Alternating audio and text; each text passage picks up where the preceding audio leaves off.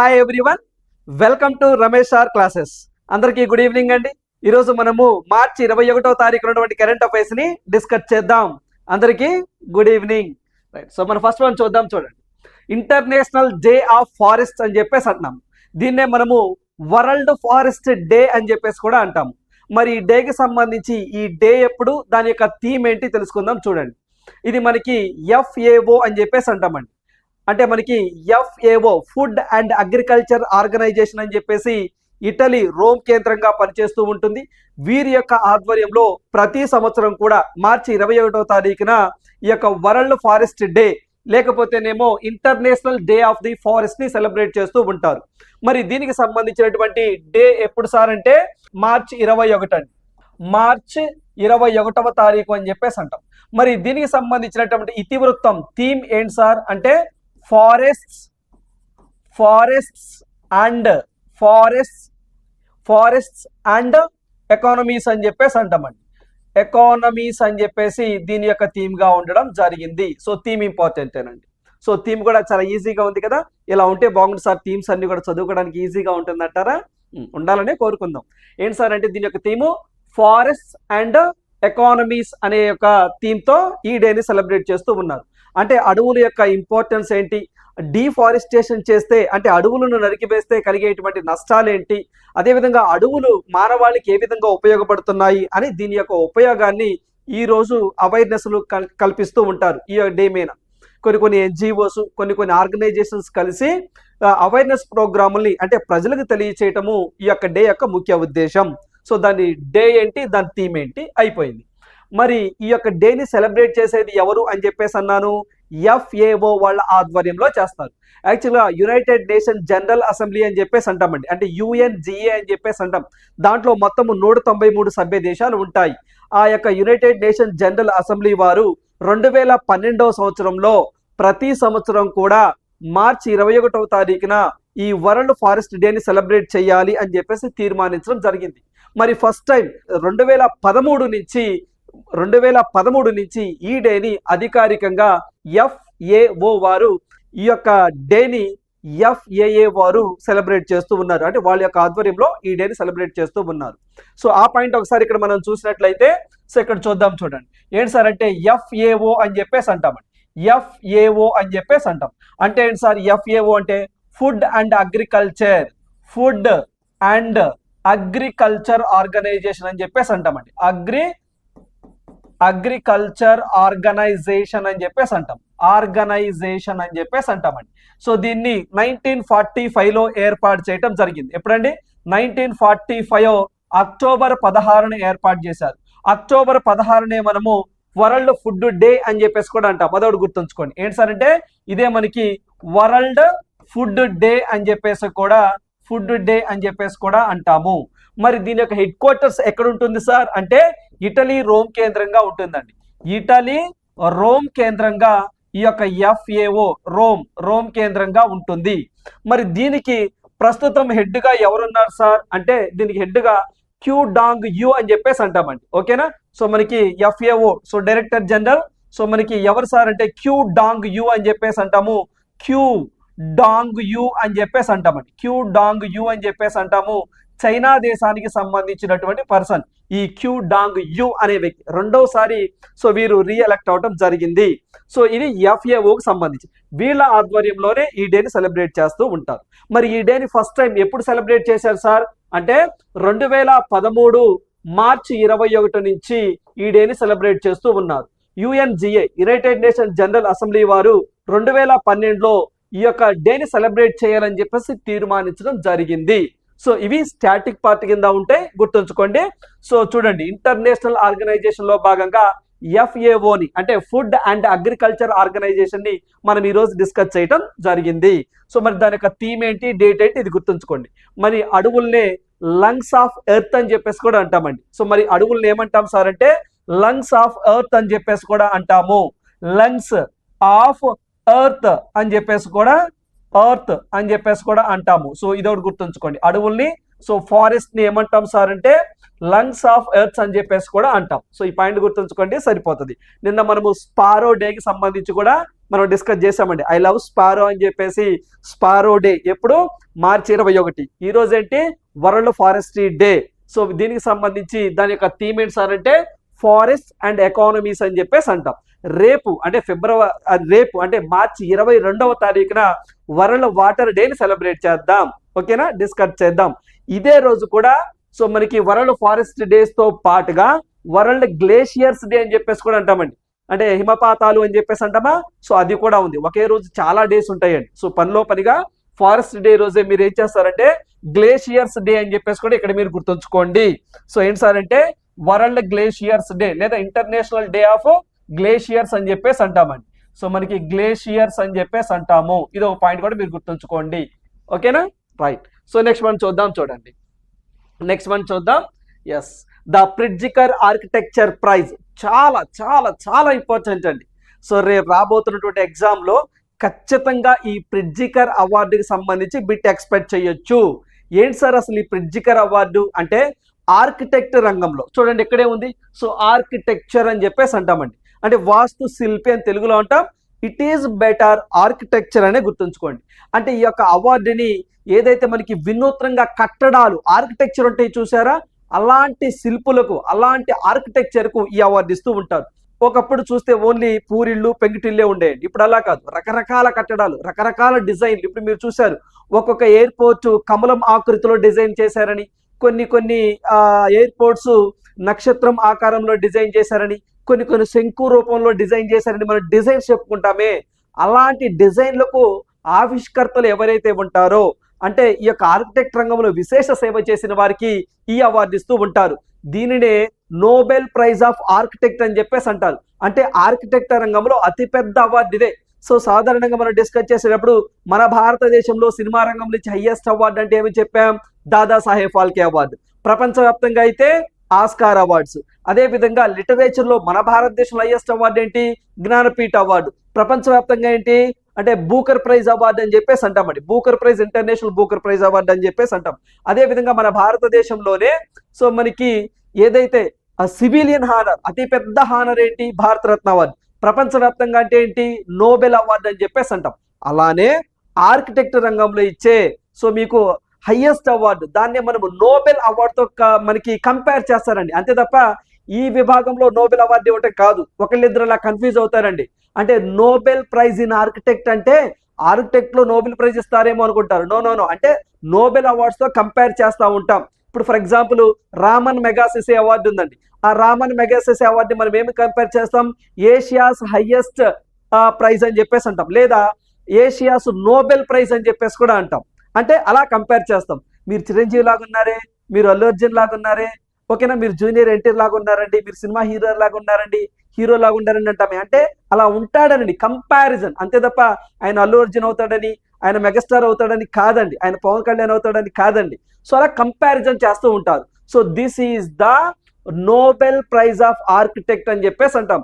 So మరి America దేశానికి సంబంధించి హెయిత్ ఫౌండేషన్ అని చెప్పేసి ఒక ఫౌండేషన్ వారు ఈ అవార్డు ఇస్తూ ఉంటారు. మన భారతదేశం నుంచి 2018వ సంవత్సరంలో బాలకృష్ణ విఠల్ దాస్ దోషి అని చెప్పేసి తీసుకున్నారండి. ఇప్పటి వరకు కూడా మన భారతదేశం నుంచి ఒకే ఒక్కరికి ఈ అవార్డు రావడం జరిగింది.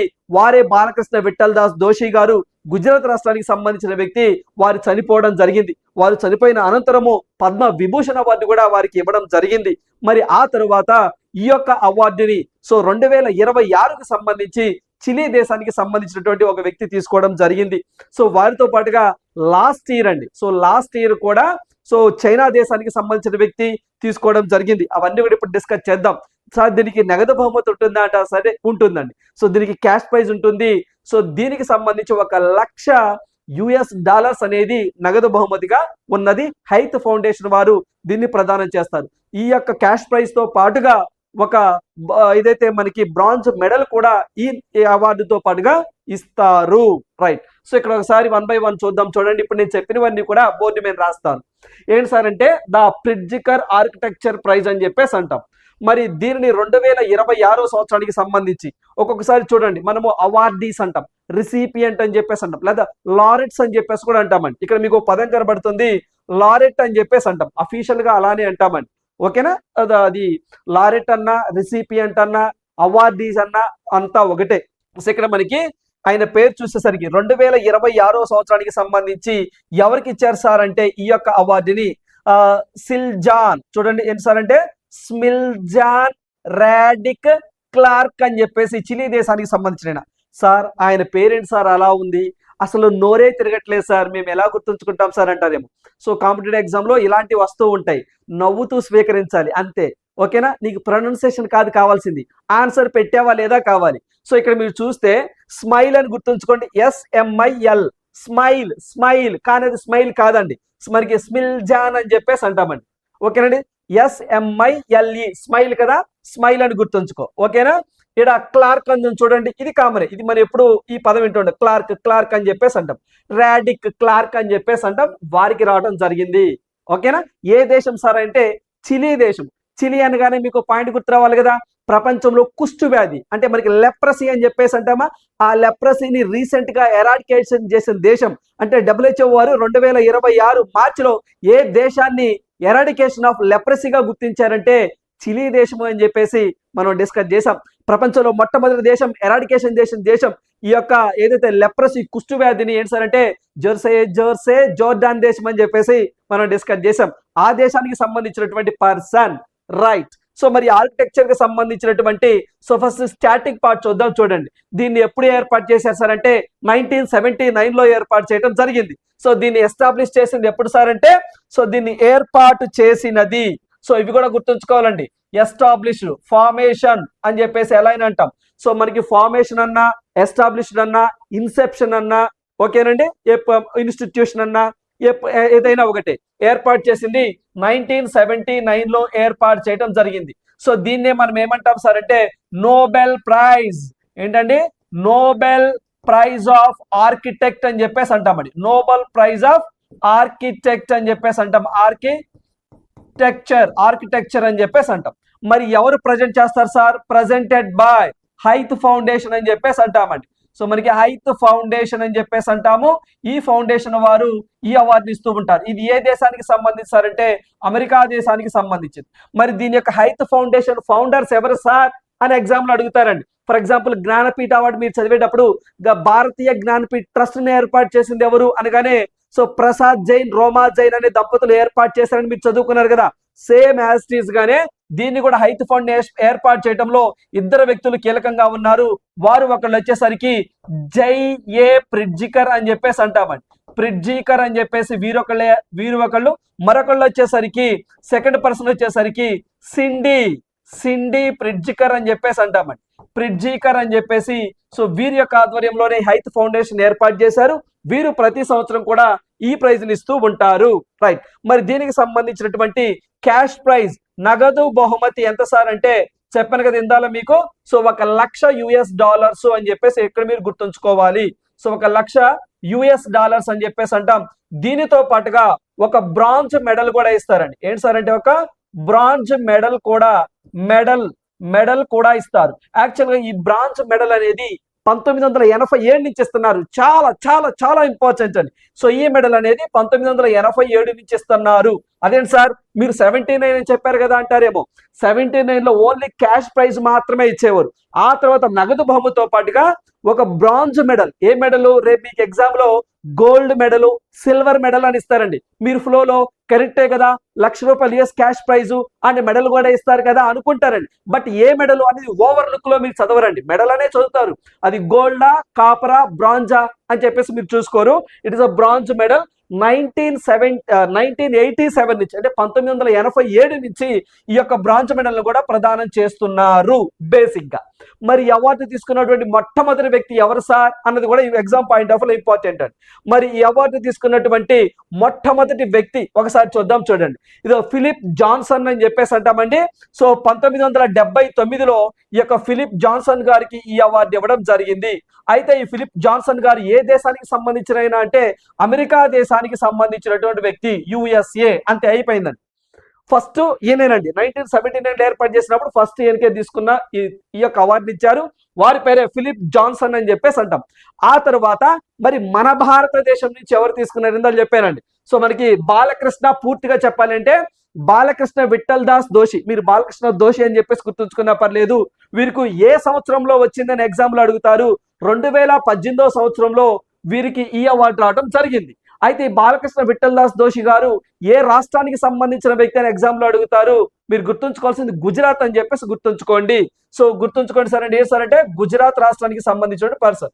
ఓవరాల్ గా ఎన్నో వ్యక్తి సార్ అంటే ఈయన ఓవరాల్ గా 41వ వ్యక్తి. సో గుర్తుంచుకోండి అండి.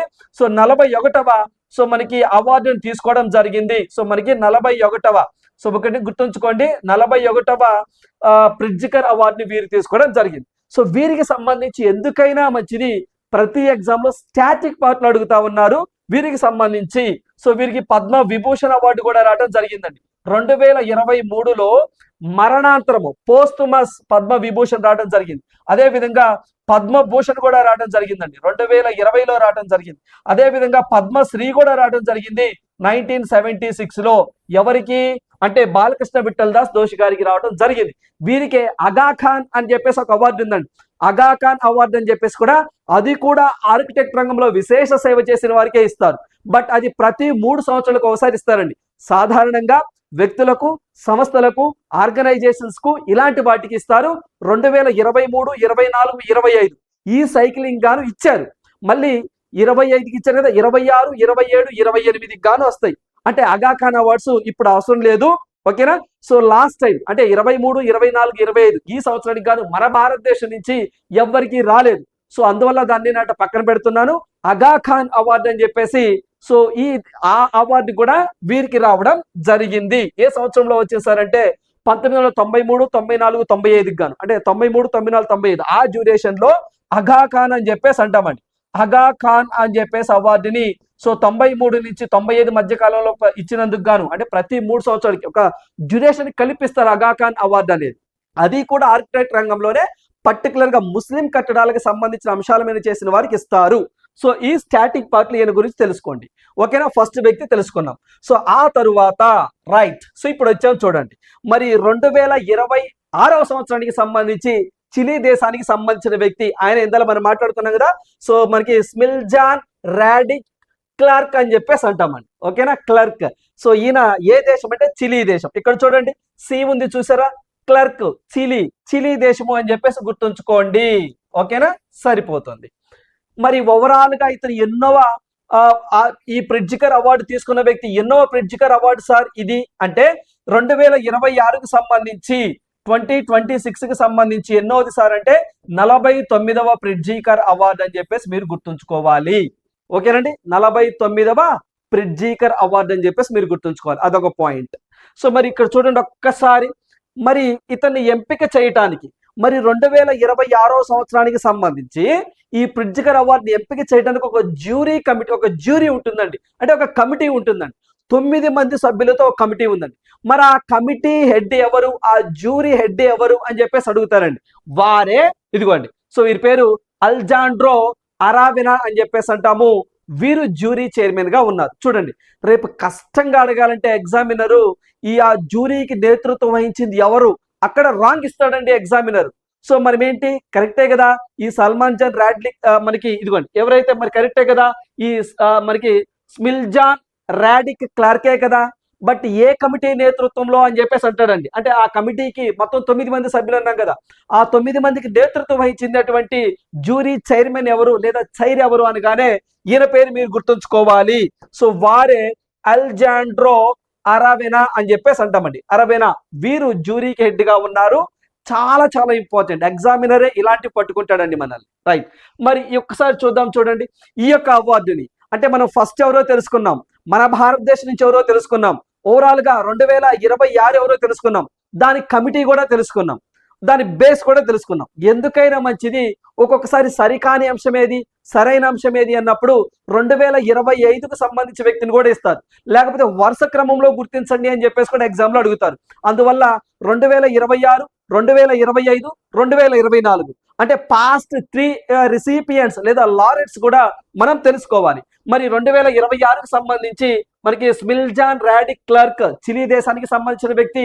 సో ఓవరాల్ గా మీరు చూసినట్లయితే 40 సో మనకి ఎన్నో వ్యక్తి సార్ అని చెప్పేసి అంటే ఎన్నోవ ఈ యొక్క అవార్డు సార్ అంటే 49వ ప్రిట్జికర్ అవార్డు అని చెప్పేసి మనం మాట్లాడుకున్నాం. మరి 48 ఎవరు సార్ అంటే లియు జైకున్ అని చెప్పేసి అంటాము.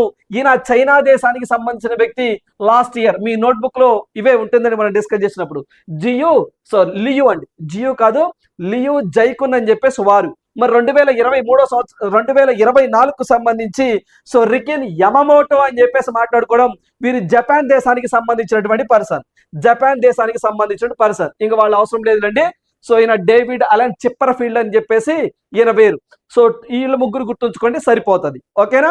వీళ్ళ ముగ్గురు స్టార్టింగ్ లో ఒకళ్ళు, మన ఇండియా నుంచి ఒకళ్ళు, చాలు. అంతే తప్ప మొత్తం లిస్ట్ చదివామనుకోండి ఇబ్బంది పడతాం, అవసరం లేదు.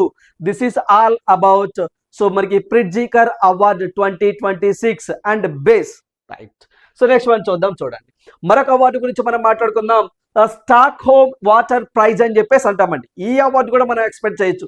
దీన్నే నోబెల్ ప్రైజ్ ఆఫ్ వాటర్ అని చెప్పేసి కూడా అంటామండి. అంటే ఏంటి sir Stockholm water prize అంటే? వాటర్ అంటే ఏదైతే మనం నీరు చూసారండి, త్రాగే డ్రింకింగ్ వాటర్. దానిని ఏ విధంగా యూజ్ చేసుకోవాలి, ఏ విధంగా వేస్ట్ కాకుండా రేపు ఫ్యూచర్ లో నీటి యుద్ధాలు వస్తాయండి, నీటి కొరత వస్తుందంటండి. ఆ నీటి కోసం యుద్ధాలు చేసుకుంటారట. అలాంటి సిచ్యువేషన్ వస్తుంట. ఇప్పుడంటే డబ్బుల కోసమో ఏదైనా భూభాగం కోసమో, ఓకేనా, ఇలాంటి వాటి కోసం వార్ చేసుకుంటున్నాం కదా. రేపు ఫ్యూచర్ లో వాటర్ వార్స్ వస్తాయంట. ఆల్రెడీ మనం కొన్ని ప్రాంతాల్లో చూస్తూ ఉంటాం, బిందెలతో యుద్ధాలు, ముష్టి యుద్ధాలు చేసుకుంటా ఉంటారు. అది కామనే, అది ఎప్పటి నుంచో చూస్తూ ఉన్నాం, ఓకేనా. అలా కాదండి, అవి సాయంత్రానికి సద్దుమణిగిపోతాయి. అలాంటి గొడవలు బిందెలు తీసుకొని, ఓకేనా, జుట్లు పట్టుకొని ఉండే అవి సాయంత్రానికి కనుమరుగైపోతాయి. అట్లా కదండి, దేశాల మధ్య వార్లు జరుగుతాయి వాటర్ కోసం అని చెప్పేసి కూడా చెప్తా ఉన్నారు.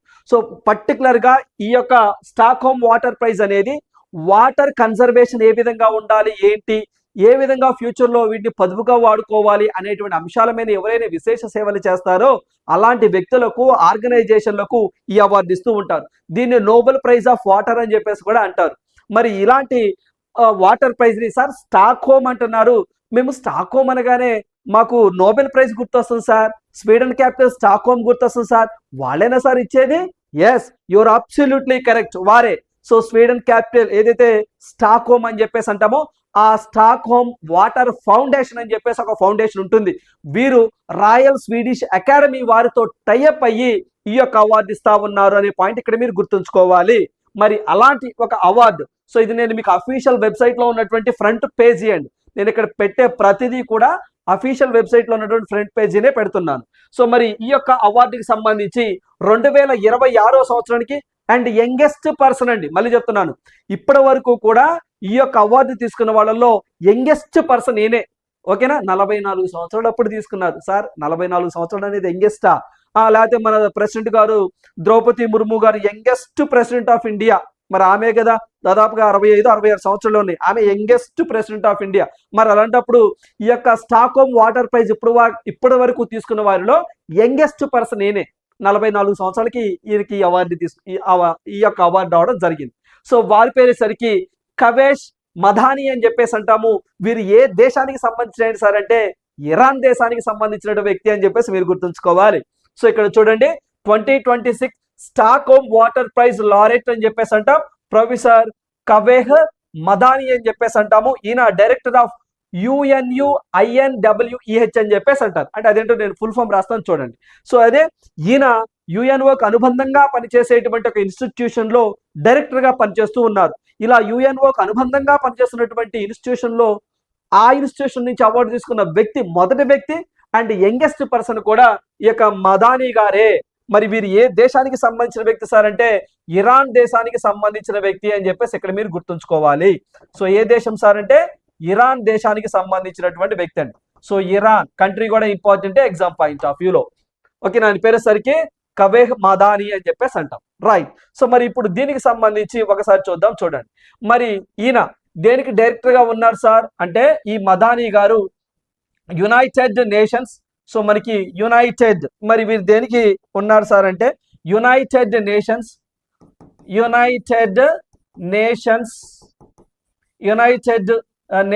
యూనివర్సిటీ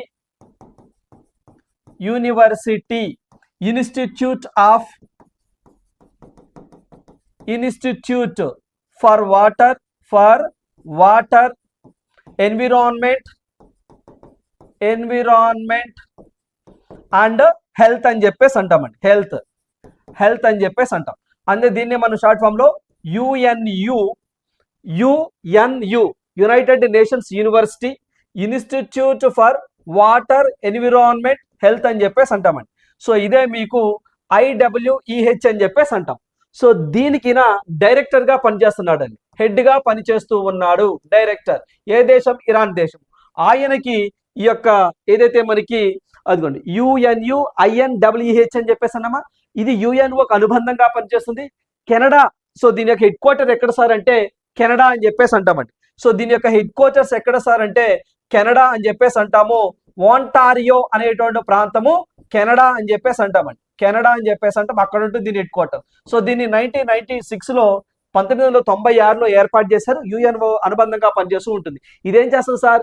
వాటర్కి సంబంధించి, వాతావరణానికి సంబంధించి, హెల్త్కి సంబంధించిన అంశాల మీద సో ఇది పని చేస్తూ ఉంటుంది. పని చేసే రిపోర్ట్ని ఎప్పటికప్పుడు UNOకి ఇస్తూ ఉంటుంది. అలాంటి ఆర్గనైజేషన్కి హెడ్గా ఉన్నటువంటి ఒక వ్యక్తి ఫస్ట్ టైం ఈ అవార్డు తీసుకోవటం, మరియు 44 ఇయర్స్ యంగెస్ట్, 2 క్వాలిటీస్ ఉన్నాయి. సో ఇలా మనకి ఏదైతే ఒక ఇతను UNUINWEH కి సంబంధించి మరియు యంగెస్ట్ లారెంట్ అని చెప్పేసి అంటామండి.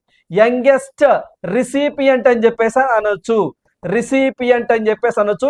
ఎన్ని సంవత్సరాలు సార్ అంటే 44 ఇయర్స్ అని చెప్పేసి ఇక్కడ మీరు గుర్తుంచుకోవాలి. సో ఈ అవార్డుని మీరు తీసుకున్నారు. ఏ కంట్రీ అని అడుగుతారు, గుర్తుంచుకోండి. పేరు కూడా ఈజీగా గుర్తుంచుకోవడం, కవేష్. ఓకేనండి. సో కవేష్ కాదు, కవేహ్ మదాని అని చెప్పేసి అంటాము. ఓకేనా? రైట్. సో ఇక్కడ ఒకసారి మనం చూసినట్లయితే, ఇంకొకసారి చూసినట్లయితే చూడండి, ఇదిగోండి. సో వీరే ఈయన ఏం చేసినందుకు అనే ఎగ్జామ్లో ఎందుకైనా మంచిది, గ్రూప్ 2 పాయింట్ ఆఫ్ వ్యూలో అడుగుతారు. జస్ట్ పేరు అడగకుండా ఒక్కొక్కసారి. So their ground breaking scientific discoveries. చూడండి ఏంటి సార్ అంటే scientific discoveries and innovative solutions have changed how we understand and use water. అంటే ఏ విధంగా వాటర్ని యూజ్ చేయాలి. ఇప్పుడు ఫర్ ఎగ్జాంపుల్ మీకు అర్థం అవ్వాలంటే, అంటే మామూలుగా చెప్తున్నాండి, ఇంకొంచెం అర్థం అవడం కోసం. మనం ఒకప్పుడు ఒక 20 ఇయర్స్ బ్యాక్ లేకపోతే 15 ఇయర్స్ బ్యాక్ మనము పంట పొలాలకు వాటర్ తీసుకురావాలనుకోండి. ఎలా అండి? సో మనకి బావుల ద్వారా లేదా గొట్టపు బావుల ద్వారా, కాలువల ద్వారా అండి, మ్యాక్సిమం కాలువల ద్వారా. అంటే ఎక్సెస్ వాటర్, అంటే వాడవలసిన వాటర్ కంటే ఎక్కువ వాడేస్తాం, వాటర్ వృధాగా పోతుంది అనుకుందాం. లేదా ఒకప్పుడు మనం చూసి ఇప్పటికి కూడా ఉన్నాయండి, ట్యాప్ తిప్పకుండా కొన్ని ఇప్పటికీ కూడా మనకి ఆ స్విచ్ ఆపితేనే, అక్కడెక్కడో మళ్ళీ మున్సిపాలిటీ వాళ్ళు స్విచ్ ఆపితేనే ఇక్కడ కుళాయి ఆగిద్దండి. ఒకటి ఇప్పుడైతే ట్యాపింగ్ వచ్చింది, ఒకప్పుడు ట్యాపింగ్ లేనటువంటి కుళాయిలు కూడా వచ్చాయండి. ఓకేనా? పట్టుకుంటారు, మిగతా అన్ని వాటర్ వేస్ట్ అయిపోతాయి. అలా కాకుండా సో డ్రిప్ ఇరిగేషన్ అని మీరు పేరు విన్నారు, స్ప్రింక్లింగ్ అని చెప్పేసి విన్నారండి. అంటే ఏదైతే మనకి బిందు సేద్యం అని చెప్పేసి తెలుగులో అంటాం. అలాంటి ఇన్నోవేటివ్ కార్యక్రమాలు తీసుకురావడం, వాటర్ని చాలా పొదుపుగా యూజ్ చేయాలి, ఎలా? ఆ సైంటిఫిక్ మేనర్లో అండ్ ఇన్నోవేటివ్ సొల్యూషన్స్ను వీరు కనుగొందుకు గాను ఈ యొక్క అవార్డుని వీరికి సెలెక్ట్ చేయడం జరిగింది. ఓకేనా? సిదో పాయింట్ మీరు గుర్తుంచుకోవాలి. రైట్. సో మరి ఈ యొక్క అవార్డుని 1991 నుంచి ఇస్తా ఉన్నారండి. ఈ యొక్క అవార్డుని ఎప్పటి నుంచి ఇస్తున్నారు సార్ అంటే 1991 నుంచి ఇస్తా ఉన్నారు అనే పాయింట్ కూడా ఇక్కడ మీరు గుర్తుంచుకోవాలి ఎగ్జామ్ పాయింట్ ఆఫ్ వ్యూలో. ఓకేనా? ఎవరిస్తారు? స్టాక్ హోమ్ వాటర్ ఫౌండేషన్ వారు స్వీడన్ కేంద్రంగా ఉన్నటువంటి the royal Swedish academy of sciences తో టైఅప్ అయ్యి ఈ అవార్డు ఇస్తూ ఉంటారు. ఓకేనా? రైట్. మరి ఈ యొక్క అవార్డు తీసుకున్నటువంటి మొట్టమొదటి వ్యక్తి ఎవరున్నారు చూద్దాం. అదే విధంగా మరి మన భారతదేశం నుంచి ఎవరైనా తీసుకున్నారా సార్? అదొకసారి చూద్దాం. చూడండి, మరి మన భారతదేశం నుంచి అయితే ఒకసారి చూద్దాం. లాస్ట్ టైం అండి 2025 సంవత్సరానికి అయితే మాత్రము ఆస్ట్రియా దేశానికి సంబంధించిన వ్యక్తి తీసుకున్నాడు. ఎందుకైనా మంచిది 25 గుర్తుంచుకోండి, 26 కూడా గుర్తుంచుకోండి. ఓకేనా? ఎగ్జామినరు 26 అందరూ చదువుతారు, నేను 25 అడుగుతానని చెప్పేసి అడిగాడు అనుకోండి, అంతే సంగతులు. సో అందువల్ల చెప్తున్నాను కదా, ఎక్స్పీరియన్స్ మెంట్ చెప్తున్నాను. ఇవన్నీ కూడా ఏ పుస్తకాల్లో ఇవి చదవకూడదు, ఇవి చదవండి అని చెప్పరండి, మన దగ్గరే చెప్తాను. ఓకేనా? సో ఎందుకైనా మంచిది గుర్తుంచుకోండి, 25 కూడా చదవాల్సిందే. ఆయన పేరు ప్రొఫెసరు సో మనకి గంటర్ బ్లాస్చి. ఏం సార్ పేరు అలా ఉంది? గుంటూరు అని గుర్తుంచుకో. అది గుంటూరు కాదండి, గుంటూరు కారం అని చెప్పేసి అంటాం కదా, GUNTUR అండి గుంటూరు అంటే. ఇది గుంటూరు కాదు, గంటర్, GUNTR, గంటర్ బ్లోస్చిక్ అని చెప్పేసి అంటాం. నువ్వు గుంటూరు అని గుర్తుంచుకో, పర్లేదు. ఆస్ట్రియా దేశానికి సంబంధించినటువంటి పర్సన్ 2025 గాను వీరికి ఇచ్చారు. అంటే 2026 అయితే మాత్రము మదాని గారు, 2025 అయితే మాత్రము గుంటూరు, అది గుంటూరు కాదు, గంటర్ బోల్స్చిక్ అని చెప్పేసి అంటాం. ఓకేనా? వారికి ఇవ్వడం జరిగింది. రైట్ సార్, మరి మన భారతదేశం నుంచి ఎవరికి ఇచ్చారు ఒకసారి చూద్దాం, చూడండి. సో అది డిస్కస్ చేసే ముందర, మన భారతదేశం నుంచి డిస్కస్ చేసే ముందర ప్రపంచవ్యాప్తంగా ఫస్ట్ టైం ఇది ఎవరికి ఇచ్చారు సార్ అంటే, సో మరి కెనడా దేశానికి సంబంధించి సో మనకి ఫస్ట్ టైం అండి. సో మనకి ఫస్ట్ సో అవార్డుని అంటే 91లో దీన్ని ఏర్పాటు చేశారు కదా, అప్పుడు తీసుకుంది ఎవరు సార్ అంటే, సో మనకి డేవిడ్, ఆయన పేరేసరికి డేవిడ్ మనకి డేవిడ్ డబ్ల్యూ డబ్ల్యూ మనకి స్కిండ్రల్ అని చెప్పేసి అంటామండి. మనకి స్కిండ్లర్ అని చెప్పేసి అంటాము. సో వీరండి డేవిడ్ WSCHANDLER మనకి స్కిండ్లర్ అని చెప్పేసి అంటాం. మరి ఈయన ఏ దేశం? కెనడా దేశానికి సంబంధించిన వీరు తీసుకున్నారు ఫస్ట్ టైం. అయిపోయింది. ఇప్పుడు మన భారతదేశం నుంచి, సో ఇప్పుడు మరి మన భారతదేశం నుంచి అవార్డు ఎంతమంది తీసుకున్నారు సార్? ఇండియా నుంచి అంటే సో మొత్తము 4 తీసుకున్నారండి. సో ఎందుకైనా మంచిది ఆ 4 గుర్తుంచుకోవాల్సిందే. ఫస్ట్ మనకి ఎవరు తీసుకున్నారు సార్ అంటే రాజేంద్ర సింగ్ అని చెప్పేసి ఒక ఆయన తీసుకున్నారండి. వారిని మనము వాటర్ మ్యాన్ ఆఫ్ ఇండియా అని చెప్పేసి కూడా అంటాం. మరొకరు బిందేశ్వర్ పటక్ అని చెప్పేసి తీసుకున్నారండి. ఆయన్ని మనము టాయిలెట్ మ్యాన్ ఆఫ్ ఇండియా అని చెప్పేసి అంటాం. సులభ్ కాంప్లెక్స్ ఆద్యుడు కూడా ఆయనే, బీహార్ స్టేట్ కి సంబంధించినటువంటి పర్సన్. ఆ తర్వాత ఒక ఇన్స్టిట్యూషన్ కి తీసుకున్నామండి. ఆ తర్వాత మరొక వ్యక్తి సో మన భారతదేశం నుంచి తీసుకున్నారు. ఆ వరుసగా ఒకసారి చూద్దాం. మనం చూస్తే మీకు ఒక ఆర్డర్ కాకుండా ఇంపార్టెన్స్ బట్టి మనం చదువుకుందాం. సో ఇక్కడ చూస్తే 2015వ సంవత్సరంలో, ఓకేనండి. సో సరే ఇయర్ని బట్టి చూద్దాం. చూడండి, 1993వ సంవత్సరం గాను ఈ అవార్డుని మన భారతదేశం నుంచి మాధవ్ ఏంటండి, సో మనకి మాధవ్ ఆత్మారామ్ అని చెప్పేసి అంటామండి. ఆత్మారామ్ అని చెప్పేసి అంటాము, ఓకేనండి. చితాలా, మాధవ్ ఆత్మారావు చితాలా అని చెప్పేసి పూర్తిగా అంటాము. ఆయన పేరు చితాలా అని చెప్పేసి అంటామండి. వీరు తీసుకున్నారు. ఆ తర్వాత సో మనకి 2005వ సంవత్సరంలో ఒక ఆర్గనైజేషన్స్ కి ఇచ్చారండి, ఒక ఇన్స్టిట్యూషన్ కి ఇచ్చారు. ఏంటి సార్ ఆర్గనైజేషన్ అంటే, సో మనకి centre for science and environment అని చెప్పేసి అంటామండి. ఎన్విరాన్మెంట్ అని చెప్పేసి అంటాం. సో దీన్ని సునీత నరైన్ అని చెప్పేసి ఒక లేడీ అండి. సో వారు ఈ ఆర్గనైజేషన్ నడుపుతున్నారు, వారు తీసుకున్నారు, ఆర్గనైజేషన్ కి ఇచ్చారు. ఆమె పేరు వచ్చేసరికి సునీత నరైన్ అని చెప్పేసి అంటాము. సో వారు తీసుకోవడం జరిగింది. ఆ తర్వాత 2009వ సంవత్సరంలో ఎప్పుడండి, సో మళ్ళీ 2009వ సంవత్సరంలో బిందేశ్వర్ పాఠక్ అని చెప్పేసి బీహార్ స్టేట్ కి సంబంధించినటువంటి వ్యక్తి. ఏంటి సార్ అని పేరేసరికి మనకి బిందేశ్వర్ పాఠక్ అని చెప్పేసి అంటాము. సో మనకి పాఠక్ అని చెప్పేసి అంటాం. ఈయన్నే మనము బిందేశ్వర్ పాఠక్ గారినే టాయిలెట్ మ్యాన్ ఆఫ్ ఇండియా అని చెప్పేసి కూడా అంటాం. బీహార్ స్టేట్ కి సంబంధించిన వారు తీసుకున్నారు. లాస్ట్ గా 2015వ సంవత్సరంలో రాజేంద్ర సింగ్ అని చెప్పేసి అంటామండి. ఏంటంటే ఆయన పేరు రాజేంద్ర సింగ్ అని చెప్పేసి అంటాము. రాజస్థాన్ స్టేట్ కి సంబంధించిన వీరికి 2015వ సంవత్సరంలో అవార్డు రావడం జరిగింది. ఇతన్నే వాటర్ మ్యాన్ ఆఫ్ ఇండియా అని చెప్పేసి కూడా అంటాం. మళ్ళీ వీరి గురించి రేపు కూడా మనం మాట్లాడుకుంటాం. వాటర్ మ్యాన్ ఆఫ్ ఇండియా అని చెప్పేసి అంటాం. అంటే ఇప్పటి నుంచి 1, 2, 3, 4 మన భారతీయులకు రావడం జరిగింది. చూడండి, సో మన భారతదేశం నుంచి ఎవరికి వచ్చింది, ఫస్ట్ ఎవరు తీసుకున్నారు, దాంతో పాటుగా 2025 కూడా చదువుకోవాలి అండ్ 2026 కూడా చదువుకోవాలి. దాంతో పాటుగా అసలు బేస్ ఏంటి, ఎవరిస్తారు, ఏ ఆర్గనైజేషన్ కి ఇచ్చారు ఈ సంవత్సరం, సో దీన్ని ఎప్పుడు 1991లో సో దీన్ని ఏర్పాటు చేయడం సో జరిగింది అని చెప్పేసి మనం డిస్కస్ చేసాం. This is all about Stockholm water prize అని చెప్పేసి అంటాం. బిట్ ఎక్స్పెక్ట్ చేయొచ్చు. రైట్.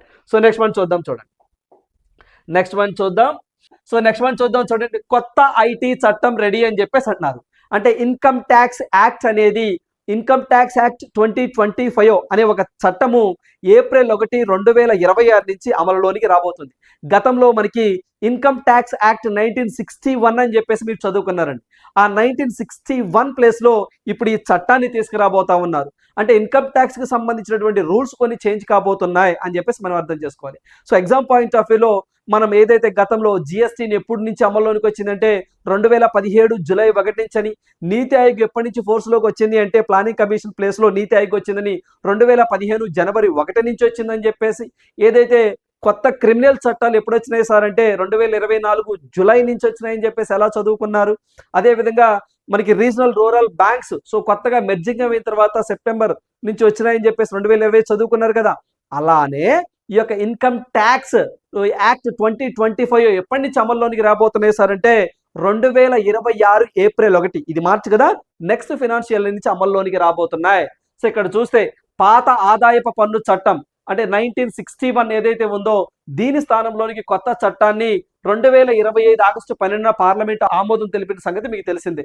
సో 1961 నాటి ఐటీ చట్టంలో ఉన్న 818 సెక్షన్లను ఇప్పుడు 819 సెక్షన్లను ఇప్పుడు 536కు కుదించారండి, అంటే సెక్షన్లు తగ్గించారు. ఓకే, దాంతో పాటు చాప్టర్ల సంఖ్యను కూడా 47 నుంచి 23కి తగ్గించారు. సో ఈ పాయింట్ అన్నది చాలా చాలా ఇంపార్టెంట్ అండి. గతంలో 1961 ఇన్కమ్ ట్యాక్స్ యాక్ట్ లో ఉన్నటువంటి మొత్తం చాప్టర్లు ఎన్నిసార్లు అంటే 47. ఇప్పుడు కొత్తగా వచ్చినటువంటి తెచ్చిన చట్టంలో చాప్టర్లు ఎన్నిసార్లు అంటే 23 అని చెప్పేసి ఇక్కడ మీరు గుర్తుంచుకోవాలి. సో అదే విధంగా మొత్తము ఎన్ని సెక్షన్లు, సో మనకంటే ఇదిగోండి, సో 819 నుంచి సెక్షన్లు అయితే 536, చాప్టర్లు అయితే మాత్రం 47 నుంచి 23కి తగ్గించడం జరిగింది.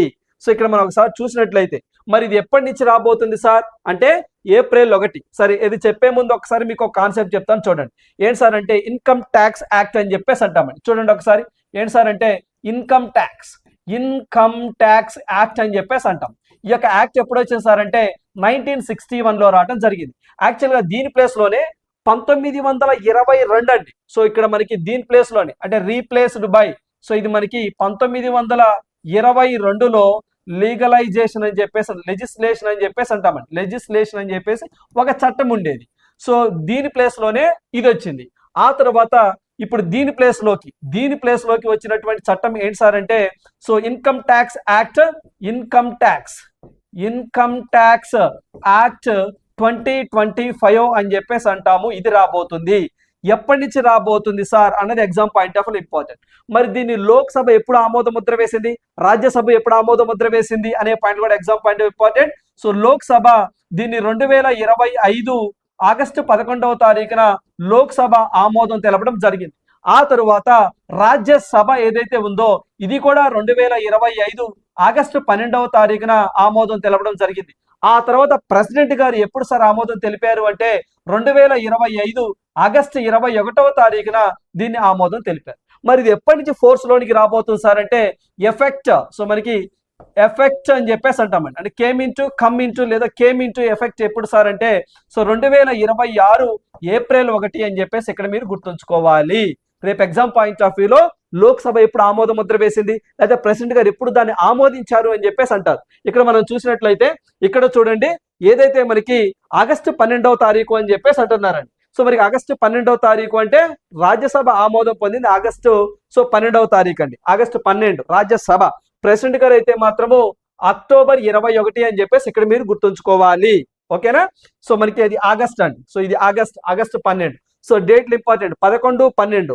ఈ 12 కాస్త రివర్స్ అయిందని చెప్పేసి గుర్తుంచుకోండి. ప్రెసిడెంట్ గారు అసెట్ చేయడం మీకు తెలిసిందే. ఒక బిల్లు చట్టంగా మారాలి అంటే లోక్సభ, రాజ్యసభ ఆమోదం పొందిన తర్వాత అది ప్రెసిడెంట్ గారి దగ్గరికి వెళ్ళి ప్రెసిడెంట్ గారు కూడా అసెట్ లేదా ప్రెసిడెంట్ గారు కూడా ఆమోద ముద్ర వేస్తే అది చట్టంగా మారుతుంది. అది ఎప్పటి నుంచి ఎఫెక్ట్ లోకి వస్తుంది అంటే 2026 ఏప్రిల్ 1 నుంచి అమల్లోనికి వస్తుంది అని చెప్పేసి మీరు గుర్తుంచుకోవాలి. సో పాతది 1961. సో ఇక్కడ చూడండి, అలాగే చట్టంలోని పదాలను కూడా వర్డ్స్ ఏవైతే ఉన్నాయో అవి 5.12 లక్షల నుంచి సగానికి అంటే 2.6 లక్షల పదాలకు తగ్గించారు ఈ యొక్క కొత్త చట్టంలో. అంతేకాకుండా మరింత మెరుగైనటువంటి స్పష్టత కోసం 39 కొత్త టేబుల్స్, 40 కొత్త ఫార్ములాలను కూడా కొత్త చట్టం అందుబాటులోని తీసుకొచ్చారు. అదేదో పెద్ద పెద్ద బుక్లు చెప్పాం కదా, కరెంట్ అఫైర్స్ బుక్ లాగా పెద్ద పెద్ద మ్యాగజైన్లు మీరు చదవకూడదండి. సో ఇంత చదివి అండర్లైన్ చేస్తారు కదా, అంత అవసరం లేదు. స్మార్ట్ గా చదువుకుంటే చాలు. ఇది కూడా అంతే. ఎప్పుడో జమానాలో 1961లో ఉన్నటువంటి చట్టాలు ఇప్పుడు ఉన్నటువంటి వాటికి అనుగుణంగా మార్చుకోవడం కోసము స్మార్ట్ గా కొంచెం కుదించడం జరిగింది. సో అందువల్ల ఆ పదాలు ఏంటి అంటే ఆ పదాలు మొత్తం ఏంటి అవసరం లేదండి, ఎన్ని లక్షల పదాల నుంచి ఎన్ని లక్షల పదాలకు తగ్గిందన్నది ఎగ్జామ్ లో అడుగుతారు. అదే విధంగా ఇక్కడ మనకి ఇక్కడ చూడండి, ఈ ఇక్కడ చాప్టర్ లో ఎందుటికి ఎన్ని కుదించారని చెప్పేసి అంటారు. అదే విధంగా సెక్షన్స్ కూడా ఎన్ని ఉండేవి, కొత్త వాటిలో ఎన్ని ఉండేవి అని కూడా ఎగ్జామ్ లో అడుగుతారు. రైట్. సో దాంతో పాటుగా ఇక్కడ చూద్దాం. చూడండి, ఇప్పుడు నేను చెప్పినవే ఇంగ్లీష్ వెర్షన్ లో పెట్టానండి ఇంగ్లీష్ ఆస్పిరెంట్స్ కోసము. ఓకేనా? సో టోటల్ సెక్షన్స్ అండి. సో టోటల్ సెక్షన్స్ అనేవి 819 నుంచి 536కి తగ్గించారు అని చెప్పేసి అన్నారు. అదే విధంగా రైట్. సో ఇక్కడ మనకి 819 నుంచి 536కి తగ్గించారు. చాప్టర్స్ అనేవి 47 నుంచి 23కి తగ్గించారు. షెడ్యూల్స్ అనేవి 6 షెడ్యూల్స్ ఇంక్లూడ్ చేయడం జరిగింది. ఒకవేళ షెడ్యూల్స్ ఎన్ని అని అడిగితే 16 అని చెప్పేసి మీరు ఆన్సర్ చేయాలి. సో దాంతో పాటుగా సో ఇక్కడ మనకి ఇన్కమ్ ట్యాక్స్ యాక్ట్ 2025 ఎప్పటి నుంచి అమల్లోనికి అంటే ఏప్రిల్ 1, 2026 అని చెప్పేసి ఇక్కడ మీరు గుర్తుంచుకోవాలి. దాంతో పాటుగా ట్యాక్స్ ఇయర్ అనేటువంటి ఒక పదాన్ని ఇంట్రొడ్యూస్ చేశారండి, గుర్తుంచుకోండి. ఏంటి సార్ అంటే act simplifies the tax terminology, ఒక టెర్మినాలజీని తీసుకొచ్చారు. ఏంటి సార్ అంటే సో మనకి గతంలో మనకి ఏదైతే అసెస్మెంట్ ఇయర్ అని లేదా ప్రీవియస్ ఇయర్ అని చెప్పేసి మెన్షన్ చేస్తారు కదా, వాటిని ఇప్పటి నుంచి ట్యాక్స్ ఇయర్ అని చెప్పేసి ఆ పదాన్ని ఉపయోగించాలి అని చెప్పేసి వీళ్ళు చెప్పడం జరిగింది. రేపు మీకు ఎగ్జామ్ లో సింపుల్ గా ఏదైతే మనకి previous year assessment year place లో 2025 ఇన్కమ్ ట్యాక్స్ లో ఉపయోగించిన పదం ఏది అంటే ట్యాక్స్ ఇయర్ అని చెప్పేసి ఇక్కడ మీరు గుర్తుంచుకోవాలి. ఇలాంటివి కూడా ఎగ్జామ్ లో అడుగుతారండి. ఓకేనా? So this is the application orientation. So ఇవి గుర్తుంచుకునే ప్రయత్నం చేయండి. ఓకేనా? కొన్ని పదాల ప్లేస్ లో అంటే ఇవి assessment year and previous year with a single unified concept called the tax year. అంటే ఈ పదాలన్నింటినీ మిక్స్ చేసి ట్యాక్స్ ఇయర్ అంటే సరిపోతుందంట. అంతే తప్ప ప్రీవియస్ ఇయర్ అంటే ఏ ప్రీవియస్ ఇయర్ అంటే 2023 ప్రీవియస్ ఇయరా, 2025 ప్రీవియస్ ఇయరా, ఏ ఇయర్ అలా కొంచెం స్పష్టత లేదట. సో అందువల్ల ట్యాక్స్ ఇయర్ అంటే సరిపోతుందట. ఓకేనా? ఈ కూడా గుర్తుంచుకుని ఎగ్జామ్ పాయింట్ ఆఫ్ వ్యూలో. మరి ప్రస్తుతం మనకి ఫినాన్స్ మినిస్ట్రీగా అమ్మగారు నిర్మలా సీతారామన్ గారు ఉండడం జరిగింది. రైట్. సో నెక్స్ట్ మనం చూడండి. సో భారత్ ఎలక్ట్రిసిటీ సమ్మిట్ 2026 అని చెప్పేసి అంటున్నామండి. సో మనకి ఎలక్ట్రిసిటీ సమ్మిట్ 2026 ఎక్కడ జరిగిందని అడుగుతారండి. ఓకేనా? మరి దానికి సంబంధించి చూడండి, Bharat electricity summit 2026 A flagship global conference come exhibition for the power and electricity sections. అంటే మన భారతదేశంలో పాటుగా ప్రపంచవ్యాప్తంగా పవర్ ని ఏ విధంగా ప్రొడ్యూస్ చేయాలి చాలా తక్కువ కాస్ట్ తో, ఏ విధంగా ప్రజలకు డిస్ట్రిబ్యూట్ చేయాలి చాలా తక్కువ కాస్ట్ తో, సేఫ్టీ మెజర్స్ తో అని చెప్పేసి ఇక్కడ డిస్కస్ చేస్తారు. ఇక్కడ రకరకాల దేశాలకు సంబంధించిన కంపెనీస్, సిఇఓస్, స్టార్ట్అప్ కంపెనీస్ ఇవన్నీ కూడా ఇక్కడ వచ్చి ఎంఓయూస్ ఏదైతే ఇన్వెస్ట్మెంట్స్ మీద ఒప్పందాలు చేసుకుంటాయండి. సో అలాంటి ఒక కాన్ఫరెన్సే, దానికి పెట్టిన పేరు భారత్ ఎలక్ట్రిసిటీ సమ్మిట్ 2026 అని చెప్పేసి అంటున్నారు. మరి దీన్ని మార్చి 19 నుంచి మనకి మార్చి 19 నుంచి మనకి మార్చి 22 వరకు అంటే రేపటి వరకు కూడా ఈ కాన్ఫరెన్స్ అనేది జరుగుతుంది అని చెప్పేసి అంటారు. ఎక్కడ?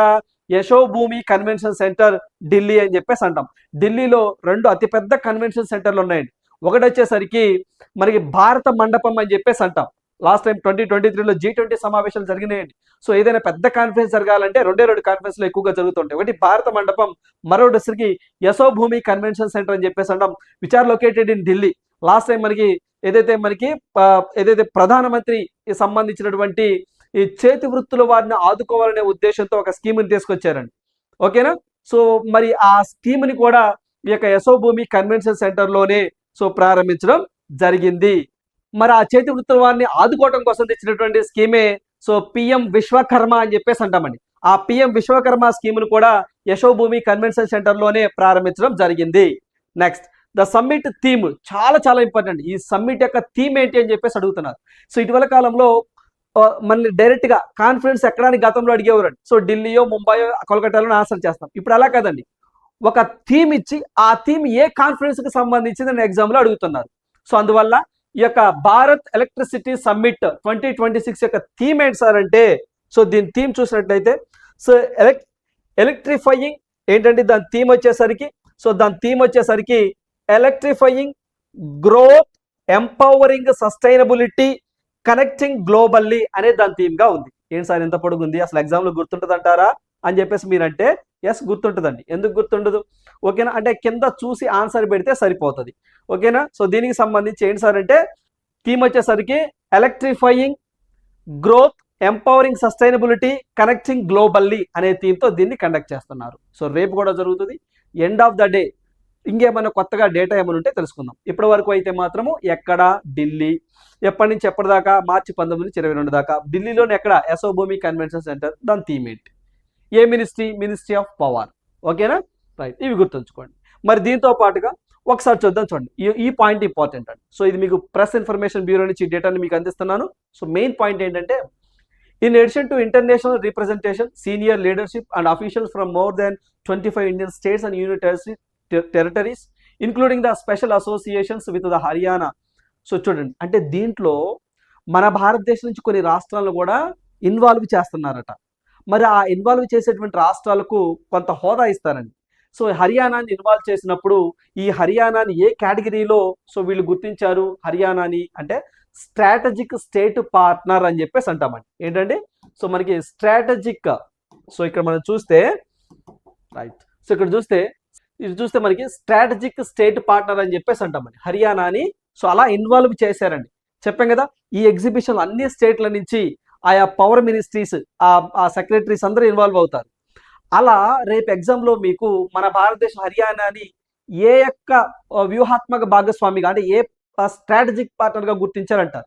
పర్టికులర్గా చూడండి, సో మనకి ఏ స్టేట్ పర్టికులర్గా ఆంధ్రప్రదేశ్ చూడండి, ఆంధ్రప్రదేశ్ అనేది ఫోకస్ స్టేట్గా ఇక్కడ ఈ సమ్మిట్లో ఇన్వాల్వ్ అవుతుంది. నెక్స్ట్ తర్వాత చూసినట్లయితే ఇక్కడ కొన్ని స్టేట్స్ అండి వాళ్ళు చెప్పినటువంటి డేటా ప్రకారము.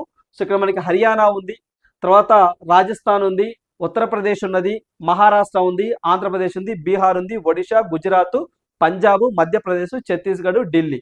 అదేంటి సార్ మరి తెలంగాణ లేదు అంటే, మరి తెలంగాణ కాంగ్రెస్ ప్రభుత్వం కదా అని అనుకుందాం. అంటే దీంట్లో కూడా కొన్ని ఉంటాయి, అది వేరే విషయం. ఓకేనా. సో ఇక్కడ చూస్తే మనకి హర్యానా ఒకటి, రాజస్థాన్ ఒకటి, ఉత్తరప్రదేశ్ ఒకటి, మహారాష్ట్ర ఒకటి, ఆంధ్రప్రదేశ్ ఒకటి, బీహార్ ఒకటి, ఒడిశా, గుజరాత్, పంజాబ్, మధ్యప్రదేశ్. ఓకేనండి.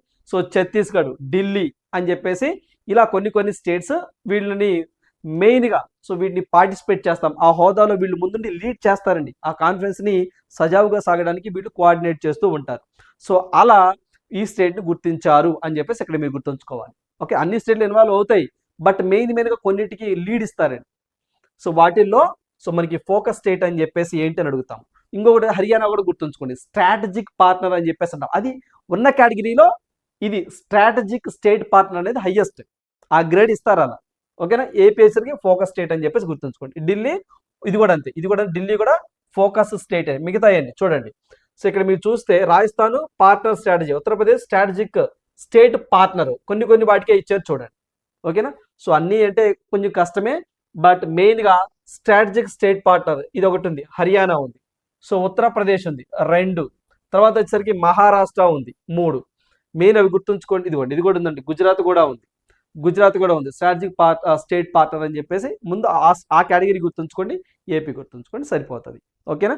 సో మళ్ళీ ఫర్దర్గా దీని గురించి మనం డిస్కస్ చేద్దాం. రేపు కూడా ఉంది కదా, ఎల్లుండి డిస్కస్ చేద్దాం రండి. నెక్స్ట్ వన్ చూడండి.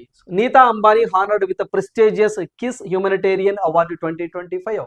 కిస్ అనగానే అదేదో సినిమాలో కిస్సా మామయ్య వచ్చాడు కిస్, అది కాదండి. ఆ కిస్ ఇది షార్ట్ ఫామ్ అండి. ఇలాంటివి ఉండవు ఇక్కడ. మన కరెంట్ అఫైర్స్లో కిస్సా మామయ్యలు వచ్చాడు ఉండవు. ఇవేంటి సార్ అంటే ఇక్కడ మనకి కిస్ అంటే ఫుల్ ఫామ్ ఏంటి సార్ అంటే Kalinga institute of social science అని చెప్పేసి అంటామండి. సో ఏంటి సార్ అంటే ఇక్కడ మనకి చూడండి, కిస్ అంటే ఏంటి సార్ అంటే మనకి Kalinga institute of social science అని చెప్పేసి అంటాం. ఇది క్యాంపస్ ఎక్కడ ఉంటుంది సార్? భువనేశ్వర్, ఒడిశాలో. మరి ఈ యొక్క ఇన్స్టిట్యూషన్ వారు ఆ క్యాంపస్లో మనకి మీకు తెలిసిందే నీతా అంబానీ అంటే ముఖేష్ అంబానీ గారి యొక్క వైఫ్. ఈమె చేస్తున్నటువంటి చారిటీ అంటే దాతృత్వం ఏదైతే ఉందో, ఈమె సమాజ సేవ చేస్తుంది చూసారా, దానికి గుర్తుగా ఈ అవార్డుని ఆమెకి ఇవ్వడం జరిగింది. ఈ అవార్డుని హెల్త్ పరంగా, ఎడ్యుకేషన్ పరంగా, లేదా ఉమెన్ ఎంపవర్మెంట్ పరంగా, ఓకేనండి, హ్యూమనిటేరియన్ మానవతా దృక్పథంతో చేసే సేవ ఎవరైనా ఆ సేవలు చేస్తే అలాంటి వ్యక్తులకు వీరు ఏదైతే Kalinga institute of social sciences వారు ఆ ఇన్స్టిట్యూషన్ వారు ఈ అవార్డు ప్రదానం చేస్తారు. మరి 2025 సంవత్సరానికి అండి, గుర్తుంచుకోండి, ఇది హ్యూమనిటేరియన్ అవార్డ్ 2025 గారు 2026 మార్చిలో ఇచ్చారు. ఏ ఇయర్కి? 25కే. అదొకటి. ఎవరికైనా అడుగుతారండి అన్నప్పుడు నీతా అంబానీ అని చెప్పేసి గుర్తుంచుకోండి, ఈమె. So okay, chairperson of the Reliance foundation అని చెప్పేసి అంటాము. సో వారికి ఈ అవార్డు ఇవ్వడం జరిగింది. ఈ యొక్క అవార్డుని ఎప్పుడు ఎస్టాబ్లిష్ చేశారు సార్ అంటే 2008లో అండి. 2008లో సో మనకి సమంత అని చెప్పేసి ఆ ఇన్స్టిట్యూషన్కి సంబంధించినటువంటి ఒక ఆమె అండి. సో వారు ఏర్పాటు చేసింది అవన్నీ. ఇలాంటి అవార్డ్స్లో అడగలండి. ఓకేనా, ఎందుకు మళ్ళీ మిమ్మల్ని ఇబ్బంది పెట్టడం. ఓకేనా, కొన్ని అవార్డ్స్ ఉంటాయండి, ఒకసారి వచ్చిపోమ్మ మెరుపు తీగ లాంటివి ఉంటాయి. అలాంటి అవార్డ్స్ ఎవరికి ఇచ్చారంటారు? Straight question. నీతా అంబానీ అని చెప్పేసి గుర్తుంచుకోండి, సరిపోద్ది. అంతమించి ఇంకేం లేదు. సో ఇది మనకి ఎక్కడ ఇచ్చారంటే ఒడిషా భువనేశ్వర్ క్యాంపస్లో ఇవ్వడం జరిగింది. Right that. Next one, India creates history. దేంట్లో క్రియేట్ చేసిందట అంటే వరల్డ్ పారా అథ్లెటిక్ గ్రాండ్ ప్రిక్స్ అని చెప్పేసి ఢిల్లీలో జరిగినాయి, జవహర్లాల్ నెహ్రూ స్టేడియంలో జరిగినాయి. మరి ఆ యొక్క ఈవెంట్స్లో భారతదేశము 208 పథకాలతో మొదటి స్థానంలో ఉంది అని చెప్పేసి అంటా ఉన్నారు. So 208 medals at world para athletic grand prix. ఇదిగోండి, ఈ టర్మ్ గుర్తుంచుకోండి, grand prix 2026 in new Delhi. ఢిల్లీలో కూడా ఏ స్టేడియం అని అడుగుతారండి, జవహర్లాల్ నెహ్రూ స్టేడియం అని చెప్పేసి అంటాము, అక్కడ జరిగినాయి. మరి ఆ జరిగినటువంటి ఈ ఈవెంట్స్లో అంటే ఇది మనకి ఏదైతే ఈ యొక్క ఈవెంట్స్ అనేవి మార్చి 11 నుంచి 13 వరకు జరిగినాయి. మరి ఈ యొక్క ఈవెంట్స్లో మన భారతదేశం నుంచి ఓకేనండి. సో మరి మన భారతదేశం ఫస్ట్ ప్లేస్లో ఉండడం జరిగింది. ఒకసారి చూద్దాం, ఇక్కడ చూడండి. సో మొత్తము 250 అథ్లెటిక్స్, ఓకేనండి, 250 అథ్లెట్స్ ఫ్రమ్ 8 నేషన్స్, 8 దేశాల నుంచి. సో 8 దేశాల నుంచి 250 మంది అథ్లెట్స్ పార్టిసిపేట్ చేశారు. ఆ 8 దేశాలు చూస్తే India, Russia, Nepal, Bhutan, Hong Kong, so మనకి సెర్బియా, బోస్నియా, ఓకేనండి, అండ్ ఈజిప్ట్, ఇవి పార్టిసిపేట్ చేసినాయి. ఎన్ని దేశాలు అని అడుగుతారు, ఏంటి అని అడగలేక ఎన్ని దేశాలు, డిజిట్ గుర్తుంచుకోండి, మొత్తం అథ్లెట్స్ గుర్తుంచుకోండి, సరిపోతుంది. సో ఇండియా వచ్చేసరికి సో మనకి దాదాపుగా మన భారతదేశం నుంచి 250లో 219 మనోళ్ళే ఉన్నారు, రైట్. సో ఇక్కడ మీరు చూస్తే మరి మన భారతదేశం అనేది ఫస్ట్ ప్లేస్ అని చెప్పేసి అన్నామా. సో మరి మన భారతదేశము ఫస్ట్ ప్లేస్ అని చెప్పేసి అన్నాం, మన భారతదేశం ఫస్ట్ ప్లేస్ అన్నాం. మరి ఫస్ట్ ఏంటి సార్ అంటే దీంట్లో ఎక్కువ మెడల్స్ వచ్చింది ఇండియాకి. సో ఇండియాకి బ్రాంజ్ అయింది, గోల్డ్, సిల్వరు, ఓకే అండి, బ్రాంజ్. సో ఈ 3 కూడా గుర్తుంచుకోవాల్సిందే. సో మనకి 75, 69, 64 అంటే so gold, silver, bronze, gold, silver, bronze అని చెప్పేసి అంటాం. ఓవరాల్గా 208 రావడం జరిగింది. మరి సెకండ్ ప్లేస్ ఏముంది సార్ అంటే రష్యా ఉందండి. సో నెక్స్ట్ రష్యా ఉంది. మరి రష్యాకి సంబంధించి 15, 14, 6 ఓవరాల్గా 35 రావడం జరిగింది. తర్వాత థర్డ్ వన్ వచ్చేసరికి సో మనకి ఏంటి సార్ అంటే బోస్నియా హెర్జిగోవా అని చెప్పేసి అంటామండి, అది కంట్రీ పేరు, హెర్జిగోవియా అని చెప్పేసి అంటామండి, హెర్జిగోవినా అని చెప్పేసి అంటాము. సో ఇది వచ్చేసరికి 1, 2, 0 అంటే ఓవరాల్గా 3 మెడల్స్ వచ్చినాయి. So it is better. Top countries గుర్తుంచుకోండి, ఇండియా, రష్యా, బోస్నియా, హెర్జిగోవియా అని. ఇదిగోండి ఇక్కడ చూసారా, ఇదిగోండి ఏదండి బోస్నియా అని చెప్పేసి, పూర్తిగా చెప్పాలంటే బోస్నియా అండ్ హెర్జిగోవినా అని చెప్పేసి అంటాం. సో వారు థర్డ్ ప్లేస్లో ఉన్నారు. మెయిన్గా ఇలా ఫస్ట్ గుర్తుంచుకోండి, తర్వాత మన ఇండియా గుర్తుంచుకోండి. ఇవనేది ఆప్షనల్, గుర్తుంచుకోండి లేకపోతే లేదు. సో ఈ 3 గుర్తుంచుకోవాలి, ఇది గుర్తుంచుకోవాలి, ఇది అనేది ఆప్షనల్. మీకు గుర్తుంటే గుర్తుంచుకోండి, లేకపోతే స్కిప్ ఇట్, ఓకేనా. సో ఈ ఈవెంట్స్ ఎందుకు చేస్తారు సార్ అంటే ఈ యొక్క ఈవెంట్స్ అనేవి మనకి 2026 ఈ సంవత్సరమే వరల్డ్ పారా అథ్లెటిక్ ఛాంపియన్షిప్ అని చెప్పి జరగబోతున్నాయి. వీటికి ఎలిజిబిలిటీ కోసము ఈ యొక్క గ్రాండ్ ప్రిక్స్ ని కండక్ట్ చేస్తూ ఉంటారు, ఓకేనండి. సో రేపు ఎగ్జామ్లో మిమ్మల్ని అంటే ఇది కూడా చదువుకోవాల్సి వచ్చిందండి, 2026 వరల్డ్ పారా అథ్లెటిక్ ఛాంపియన్షిప్స్ అని చెప్పేసి ఎవరు గెలిచారు అక్కడ మళ్ళీ వస్తుంది. సార్ అది చదవాలా ఇది చదవాలా అంటే ఇట్ ఈస్ బెటర్ 2 చదవాల్సింది, అందుకనే మీకు చెప్పాను. సో ఇదైతే ఇండియా, రష్యా, బోస్నియా. సో ఇలా చదవండి మళ్ళీ చాలు. ఇవంటే చూసారా, అవి సిచ్యువేషన్ బట్టి చదువుకోవాలి ఏంటి అన్నది, రైట్. నెక్స్ట్ వన్ చూడండి అక్కడ ఆయన వచ్చారు, గుర్తుపెట్టారా, రవీంద్ర జడేజా గారు అని. సో వీరు సో మనకి సియుబి అంటే సిటీ యూనియన్ బ్యాంక్ అని చెప్పేసి అంటాం, కుంభకోణం తమిళనాడు కేంద్రంగా ఉండేటువంటి bank. It is a private sector bank, not public sector bank, private sector bank.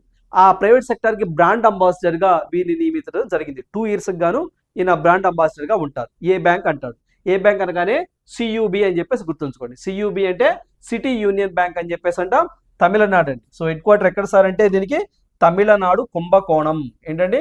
So మనకి కుంభకోణం అని చెప్పేసి అంటాము, తమిళనాడులో ఈ బ్యాంక్ అనేది ఉంటుంది. రవీంద్ర జడేజా ఆయన పేరు గుర్తుంచుకోండి, సరిపోద్ది, అంతే, ఇంకేం అవసరం లేదు, రైట్. సో నెక్స్ట్ వన్ చూడండి. సో మనకి నెక్స్ట్ వన్ చూసినట్లయితే ISO సాగర్ 2026 అని చెప్పేసి ఒక ఎక్సర్సైజ్ అండి. ఏంటి సార్ అంటే ISO ఇండియన్ ఓషన్ షిప్ అని చెప్పేసి అంటాము.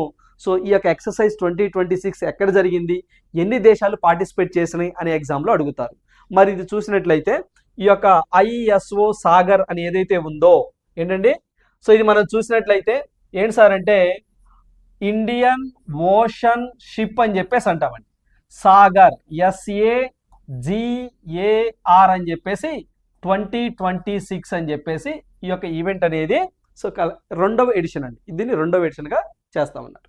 సో ఇక్కడ మనకి IOS అంటే ఏంటి సార్ అంటే సో మనకి ఇండియన్ ఓషన్ షిప్ అని చెప్పేసి అంటామండి. ఇండియన్ ఓషన్ షిప్ అని చెప్పేసి అంటాం, షిప్. మరి సాగర్ అంటే ఏంటి సార్ అంటే దానికి కూడా ఫుల్ ఫామ్ ఉందండి. సాగర్ అంటే సెక్యూరిటీ అండ్ గ్రోత్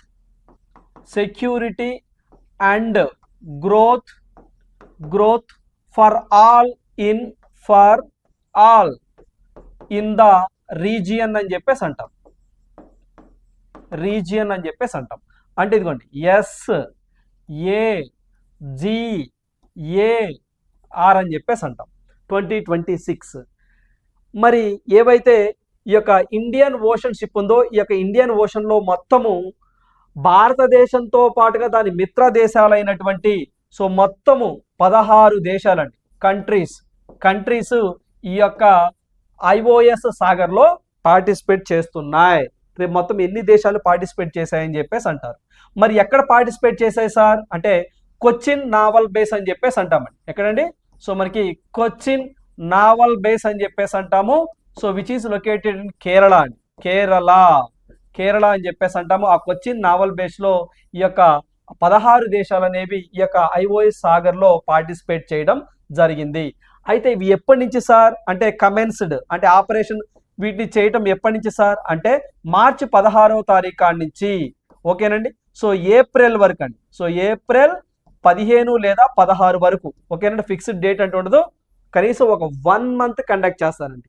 అంటే ఇక్కడ మనకి హార్బర్ ఫేజ్, సీ ఫేజ్ అని చెప్పేసి 2 విధాలుగా చేస్తారు. హార్బర్ ఫేజ్ అంటే సముద్రం వెలుపల అంటే తీరంలో వాళ్ళకి కొన్ని స్పోర్ట్స్ కండక్ట్ చేయటం, కొన్ని ఈవెంట్స్ కండక్ట్ చేయటం, కొన్ని ఎక్స్పోలు కండక్ట్ చేయటం. అంటే లైక్ మనం ఏమంటాము, ఎక్స్పో మీన్స్ వాళ్ళకి సంబంధించినటువంటి కొన్ని డిస్ప్లేస్ కండక్ట్ చేయటం, నావలకు సంబంధించి అలాంటివి కండక్ట్ చేయటం. ఓకేనండి. పీపుల్ టు పీపుల్ ఎక్స్చేంజ్ అంటాం అలాంటి వాటిని ఆ టర్మినాలజీలో. ఆ తర్వాత సీ ఫేజ్ అంటాం, సముద్రం లోపలికి వెళ్ళి సో అక్కడ విన్యాసాలు చేయటం. అలా 1 మంత్ కండక్ట్ చేస్తారు. సో మార్చి 16 నుంచి ఏప్రిల్ 15 లేదా 16 వరకు 1 మంత్ ఈ కొచ్చిన్ నావల్ బేస్ దగ్గర కేరళలో ఈ యొక్క IOS సాగర్ అనే ఒక ప్రోగ్రామ్ని 16 దేశాలు కలిసి చేస్తున్నాయి. అయితే వీటిల్లో భాగంగా మన భారతదేశం నుంచి పార్టిసిపేట్ చేసినటువంటి సో మనకి సునైనా అనేటువంటి ఒక షిప్ అండి. ఏంటి సార్ అంటే మన భారతదేశం నుంచి సో మనకి INS Indian naval ship Sunayna అని చెప్పేసి అంటామండి. సునైనా పార్టిసిపేట్ చేసింది. సో అంటే ఈ యొక్క చెప్పాను కదా హార్బర్ ఫేజ్ కాకుండా సీ ఫేజ్ అని చెప్పేసి అంటామా, ఆ సీ ఫేజ్ లోకి Sunayna SUNAYNA Sunayna Indian naval ship అనేది పార్టిసిపేట్ చేయబోతుంది. ఓకేనా. ఇంకా చేయబోతుందంటే ఆ తర్వాత ఏప్రిల్ తర్వాత చేసిందని చదువుకోవాల్సి వచ్చింది. ఓకేనా. సో గుర్తుంచుకోండి, ఎగ్జామ్లో ఏ నావల్ షిప్ పార్టిసిపేట్ చేసింది, ఎన్ని దేశాలు పార్టిసిపేట్ చేసినాయి, సో ఎప్పుడు ప్రారంభమైంది, డేట్ ఇంపార్టెంట్ ఇక్కడ. సో మొత్తం ఎక్కడ ఏ బేస్లో అంటే సదరన్ నావల్ కమాండ్ ఆధ్వర్యంలో, అది కూడా గుర్తుంచుకోండి. సదరన్ నావల్ కమాండ్ ప్లేస్లో ఈ యొక్క కొచ్చిన్ నావల్ బేస్ దగ్గర కేరళలో దీన్ని కండక్ట్ చేస్తున్నారు. ఓకేనా. ఏ కమాండర్ ఆధ్వర్యంలో అడుగుతారు, సదరన్ నావల్ కమాండ్ అని చెప్పేసి కూడా మీరు గుర్తుంచుకోవాలి. సో ఇది కాన్సెప్ట్ గుర్తుంచుకోండి. మీరు పాయింట్స్ కూడా మీరు ఇలా రాసుకుంటేనండి సో మీకు చాలా ఈజీగా ఉంటుందండి. ఎగ్జామ్లో సరికాంది సరైనది లేకపోతే గుర్తించండి ఇవే ఉంటాయండి, ఇంకేముండవు. మీరేవో కరెంట్ అఫైర్స్ అంటే ఒక పెద్ద వర్షన్ ఏమో ఇంకా సారి కవర్ చేయలేదు ఇంకేమన్నా అడిషన్ నో. ముందు మన దగ్గర ఉన్న స్ట్రెంత్ నమ్ముకోవాలండి, ఆ తర్వాత పక్కనైన స్ట్రెంత్ నమ్ముకోవాలి. ఫస్ట్ మీరు ఓన్ నోట్స్ మేక్ చేసుకోండి, కొంచెం టైం అయినా మీకు లాంగ్ టర్మ్లో గుర్తుంటాయి. మళ్ళీ చెప్తున్నాను. రైట్, నెక్స్ట్ వన్ చూద్దాం. చూడండి. సో ప్రపంచ రికార్డుతో అరంగేట్రం అని చెప్పేసి ఒక వ్యక్తి వచ్చారండి. సో అంటే లైక్ ఒక మహిళ. ఏంటి సార్ అట్లా ఉన్నారంటే అట్లానే ఉంటారండి. ఓకేనా. మరి ఏ దేశం, మన దేశం కాదండి, రువాండా దేశం, ఆఫ్రికన్ కాంటినెంట్. చూడండి, రువాండా ప్లేయర్. ఏ వండ? రవ్వండ కాదండి, రవ్వండ అంటే ఇంట్లో అమ్మ చేసే వంటలు. అది రవ్వ వేసి రవ్వలో నెయ్యి అవి వేసి పంచదార వేసి రవ్వండ, అది రవ్వండ. సున్నుండ అది వేరు. ఓకేనా. ఇది రువాండా ప్లేయర్. ఆ పేరు ఫ్యానీ ఒతాగుషి మనిందే. ఏంటి సార్, ఇంకొకసారి చెప్పండి సార్, పేరు అదే. ఏంటి సార్ ఫ్యానీ? ఓకే అండి, అదేదో సోనీ లాగా ఉంది సార్. పోనీ ఫ్యానీ అంటే ఫ్యాన్సీ షాప్ గుర్తుంచుకుంటాను సార్ అంటావా, నీ ఇష్టం. ఫ్యానీ ఒతాగుషి మనిందే, ఇదేదో చాలా బాగుంది సార్. ఒతాగుషి. ఓకేనా, గుషి బాగుందండి. మనిందే ఏంటి సార్, పేరు అలానే ఉందమ్మా. ఓకేనా. ఫ్యానీ ఒతాగుషి మనిందే గెలిచారు. అంటే ఆమె ఘనత సాధించింది, ఆమె రువాండా దేశం. అంతర్జాతీయ మహిళా T20లో సెంచరీ చేసిన యంగెస్ట్ అతి పిన్న వయస్కురాలుగా ఈమె గుర్తింపు పొందారు. చూడండి బిట్టు రేపు ఖచ్చితంగా ఎక్స్పెక్ట్ చేయొచ్చండి ఎగ్జామ్ పాయింట్ ఆఫ్ వ్యూలో. సో ఇంటర్నేషనల్ మహిళల T20 సెంచరీని పూర్తి చేసిన T20లో మహిళల విభాగంలో చేసినటువంటి అతి పిన్న వయస్కురాలు ఎవరు, ఆమె పేరు ఏంటి అని చెప్పేసి అంటారండి. ఉతాగుషి మనిందే. ఓకేనండి, ఆ పేరు గుర్తుంచుకోవాల్సింది. ఓకే, తప్పదు మై డియర్ కాంపిటేటివ్ ఆస్పిరెంట్స్. ఏ దేశం? రువాండా. ఎవరి మీద సాధించింది, ఏ ఇయర్లో, ఆమె ఏజ్ కూడా ఎగ్జామ్ పాయింట్ ఆఫ్ లో ఇంపార్టెంట్. సో ఇక్కడ మనం చూసినట్లయితే ఈమె 15 సంవత్సరాల 233 రోజులండి, 33 రోజులు ఆమె సెంచరీ సాధించే టైంకి. సో ఈమె నైజీరియాలో జరుగుతున్నటువంటి ఒక మ్యాచ్ ఏదైతే ఉందో, నైజీరియా దేశంలో జరుగుతున్నటువంటి సో మనకి ఇన్విటేషనల్ ఏంటండి, ఇన్విటేషనల్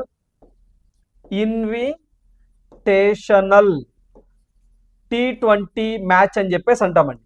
ఇది ఒక T20 match, invitational T20 match Ghana దేశం మీద. ఏ దేశం సార్ అంటే ఘనా దేశంపై విజయాన్ని సాధించారు. ఓకేనా. సో మనకి నైజీరియాలో జరుగుతున్నటువంటి ఇన్విటేషనల్ T20 టోర్నీలో భాగంగా ఘనా దేశంపై ఈమె 100 సెంచరీ చేసిందండి. అతి పిన్న వయస్కురాలుగా 15 సంవత్సరాలు 23 రోజులు. సార్ మరి ఈ రికార్డు గతంలో ఎవరి మీద ఉండేది సార్ అంటే, గతంలో మనకి ఉగాండా దేశానికి సంబంధించిన అవునండి, ఉగాండా దేశానికి సంబంధించిన ఆమె. అదేంటి సార్ ఇందాల రువాండా అన్నారు, ఇప్పుడు ఉగాండా. అసలు ఈ దేశాలు ఉన్నాయా సార్ అంటే ఉన్నాయండి, ఉన్నాయి. సార్ ఇప్పుడు చూస్తే మరి గతంలో సో ఎవరి పేరు మీద ఉండేది సార్ అంటే, సో ఉగాండా దేశానికి సంబంధించి ఉగాండా ఓకేనమ్మా, సున్నుండ కాదు, ఇది ఉగాండా. దీనికి సంబంధించి ఒక లేడీ అండి, ఆ పేరుసరికి ప్రొస్కేవియో అలకో అని చెప్పేసి, అలకో. ఓకే అండి, ప్రొస్కోవియో అలకో అని చెప్పేసి ఈమె 16 సంవత్సరాల 233 రోజులండి. సో అప్పుడు ఆమె సెంచరీ చేసినప్పుడు T20లో. ఆ తర్వాత ఇప్పుడు ఈమె రికార్డుని, ఉగాండా దేశానికి సంబంధించిన ఆమె రికార్డుని రువాండా దేశానికి సంబంధించిన బ్రేక్ చేసింది.